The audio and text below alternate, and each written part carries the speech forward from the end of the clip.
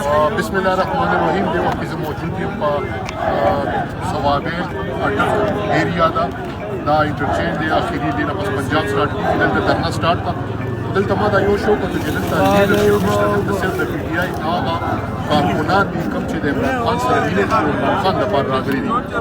دلته کې ما داسې لیډران هم واورېدل چې هغه راغله او دلته نه د خلکو هغوی پسې نارهبازي شروع کړه چې ستاسو ملک پاکستان والا صاحب عمران خان اوسه پورې په جیل کې دی. په دغې باندې دلته کې دا ورکرز چې څومره دي دا صرف هغه خلک دي چې صرف او صرف د عمران خان د خپل لیډر د صحت لپاره راوتي دي چې هغه هاسپټل ته لاړ شي او دا د هغه بنیادي او عیني حق هم دی چې هغه ته دا میلو شي چې د هغه یو پروپر علاج وشي. دې وخت کې څومره که زه ګورم په دې ایریا کې نن دویمه شپه ده، درنه سټارټ ده او ټول یوت دی د خیبر پښتونخوا د ګوټ ګوټ نه خلک راغلي دي. دلته ما سره ډېر ملګري میلو شو، دا پیر صاحب هم ما سره میلو شو،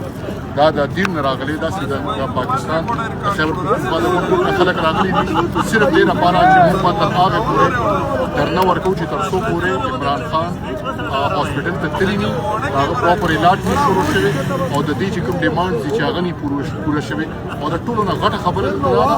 چې لیډرشپ دا ټول هغه خلک دي چې دا د عمران خان دپاره راوتي دي. دلته کې هر سټوډنټ هر سړی صرف او صرف یو خبره ده چې تر څو پورې عمران خان